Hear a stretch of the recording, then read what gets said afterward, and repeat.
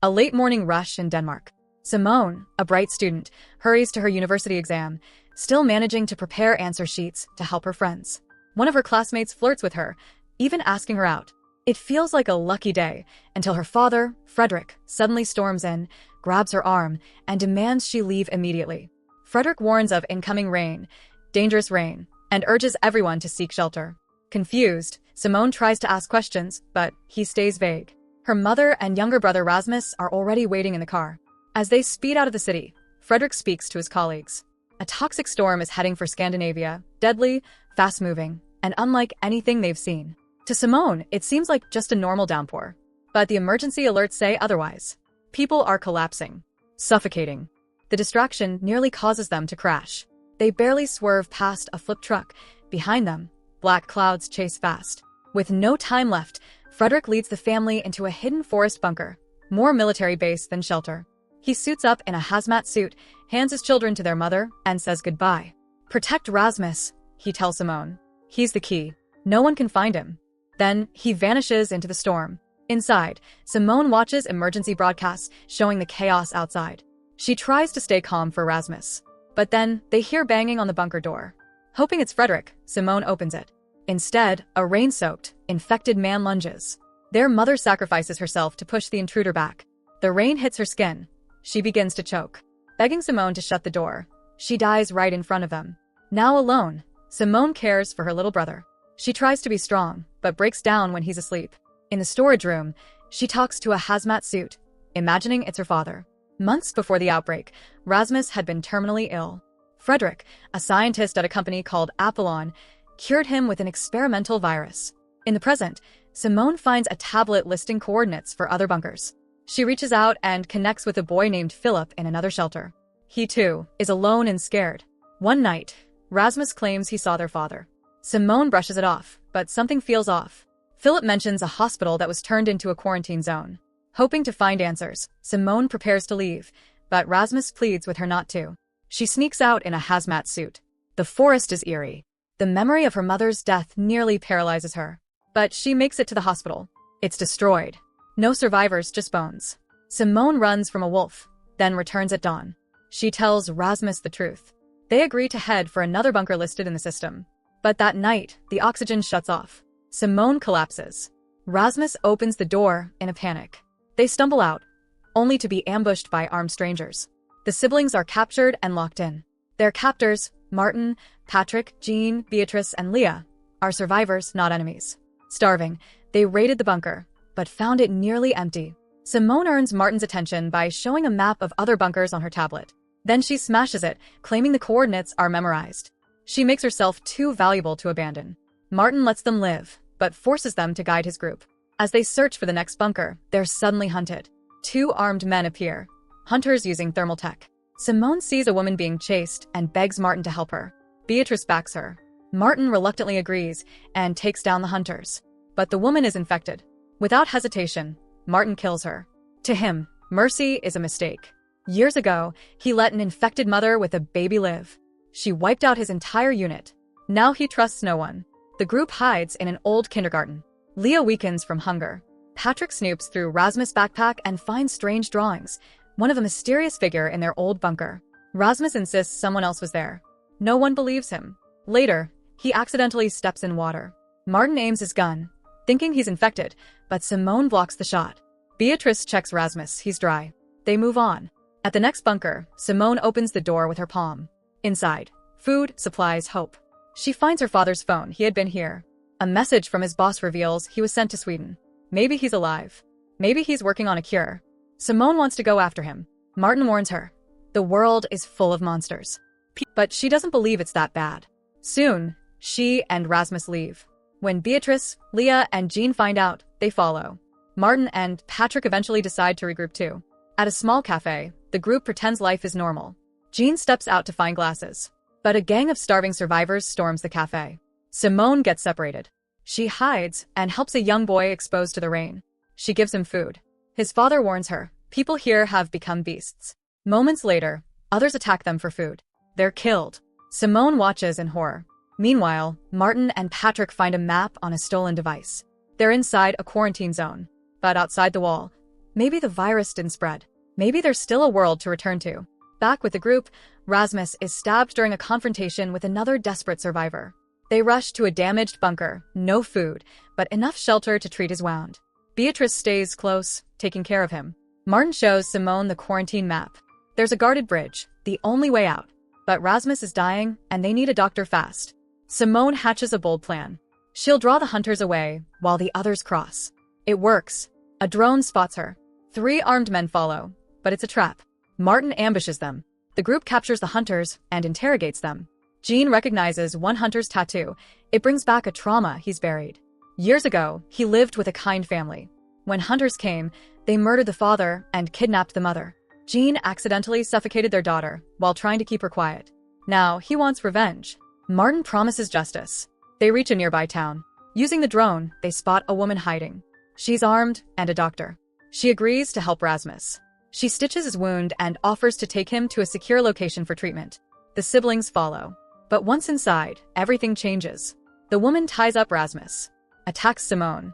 She worked with their father, and she blames him for creating the virus that destroyed millions of lives. Now, she wants revenge, and she plans to kill his children on camera. Meanwhile, the group decides to split up. Leah and Beatrice scout the surrounding area, while Patrick, Martin, and Jean attempt to rob the doctor and search for food. But their plan backfires when they spot armed bounty hunters nearby, the same criminals Martin failed to kill earlier. Jean notices a tattoo on one of the hunters' arms and, overcome with rage, grabs a rifle and rushes out to confront them. Martin could have ended the threat but hesitated, and because of that, Jean is captured. Martin and Patrick regroup with Leah and Beatrice and rush to the doctor's bunker. There, Patrick witnesses an unhinged woman try to kill Rasmus. Without hesitation, he stops her. But his trust in Martin begins to crack. Martin isn't the same leader he once was. Beatrice, however, notices something else. Martin's feelings for Simone are growing, and it looks like she feels the same. The next day, the 6 set out again, but Simone can't figure out which way to go.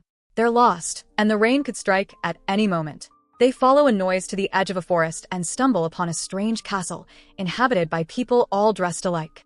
The cult-like group offers shelter, but only if Patrick and Martin give up their weapons. They reluctantly agree. Once inside, Martin immediately feels something is off. The residents demand that the group forget their past and live only in the present. They even lock the bedroom door and keep a close watch on Rasmus, who's feeling sick. The next morning, a woman named Karen gives them a tour and claims they grow their own food. To prove it's safe, she eats a tomato in front of them. She invites the group to shower and change into fresh clothes. While most go along, Martin refuses and grows more suspicious. Later, as everyone relaxes in the showers, Martin sneaks into a storage room and finds children's shoes, but no children. When he questions it, they insist the kids are around, just not visible right now. Karen asks them to stay one more day for a monthly celebration. Meanwhile, Rasmus's condition worsens. The doctor suggests an injection, but Simone refuses. It bears the Apollo Corporation's logo, proof he once worked for them. Simone tries to question the cult, but the leader warns her not to ask about the past. Later, Karen invites Leah to talk. Leah opens up about her strict religious upbringing. She had run away to attend a college party and was drugged and abused. When she called her mother, hoping for comfort, she was rejected. Leah prayed for justice, and then the poisonous rain began. She's carried that guilt ever since. Martin's suspicions grow. In the basement, he sees cooks using saws, but is denied access to the kitchen. He confides in Simone, who shares his doubts. They sneak back later, but the kitchen is spotless, and the cooks have mysteriously vanished. Elsewhere, Rasmus flirts with Beatrice, and Simone grows closer to Martin. But something isn't right. Martin eats a tomato.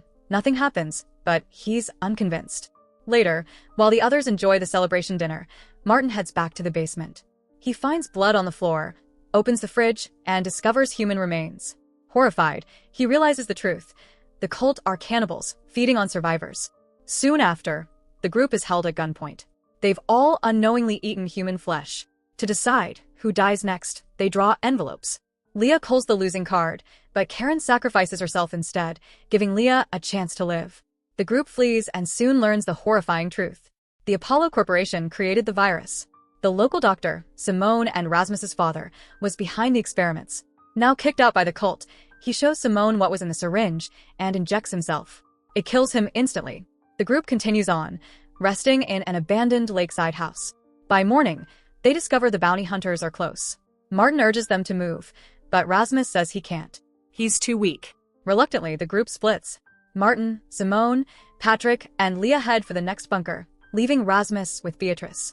Alone together, Rasmus confesses he's not injured. He just wanted more time with Beatrice. They explore, laugh, and grow closer.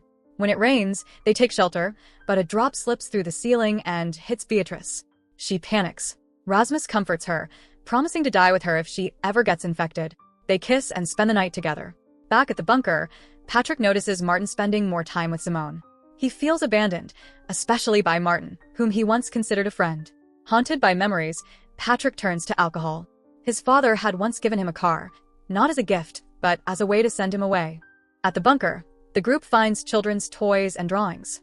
Simone and Leah refuse to loot it, believing a child still lives there. But Martin and Patrick disagree. They need supplies. Patrick finds a tablet with videos of brutal experiments, people injected with poison to test for immunity. Many victims are children. One of them is Simone's father. Simone tries to justify it, thinking it might lead to a cure. But then it rains again, forcing them to stay in the bunker. Drunk and bitter, Patrick pushes Simone into the rain. Moments later, he calls Martin and urges him to shoot her before she turns. But Martin can't do it. Leah joins Simone in the rain, and to everyone's shock, they remain healthy. Realizing the rain is no longer deadly, Martin steps outside to confirm. The group celebrates, relieved. But the next morning, Martin kicks Patrick out for his betrayal. Meanwhile, Rasmus wakes to a nightmare. Beatrice has died from the virus. Devastated, he sneaks off and surrenders himself to the bounty hunters, begging them to kill him. Simone realizes her brother is missing. After burying Beatrice, the group sets out to rescue Rasmus. Thomas, the bounty hunter leader, tortures Patrick for information.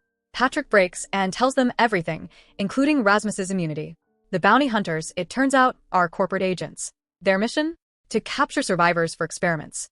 They're trapped in the quarantine zone, and their only way out is to find the invincible Rasmus. The group sets up a trade by capturing one of the bounty hunters, but their offer is ignored. Later, Simone meets with Thomas, threatening to inject his man with poison unless her brother is returned. Rasmus is freed, but he decides to inject himself, believing it's the only way to protect everyone.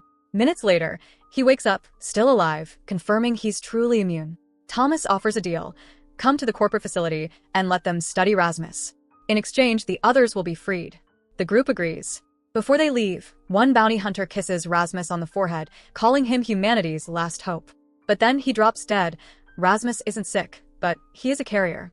At the corporation's headquarters, Patrick, Martin, and Leah are brought to a facility where they meet Jean. He's still alive. They're given supplements to take. A woman demonstrates it's safe, so they swallow the pills. Meanwhile, Simone confronts her father, Frederick, who created the virus that ended the world. She blames him for everything. Frederick sends Rasmus for testing. In secret, he tells Simone he can't say much, he's being watched. But later, after Rasmus bites a nurse and she mutates, Frederick finally admits the truth. Years ago, he sealed the bunker and lied to protect his son. He even killed a doctor and wiped out nearly everyone in the zone. Now, Rasmus has mutated too much. His DNA can't be used to make a cure. The company wants to use him, not to save people, but to create bioweapons. Simone hears the plan and warns her friends. They start a fire and escape the facility. Frederick tries to stop them. He shoots Martin and nearly kills Rasmus, but Simone intervenes. They run, but Thomas stops them. He reveals the supplements they took were poison capsules. If they leave the zone, they'll die. Only Rasmus and Simone are safe. But the siblings refuse to abandon their friends. They return to the quarantine zone, ready to fight. Meanwhile, the corporation orders Frederick's arrest and begins hunting the 6 survivors.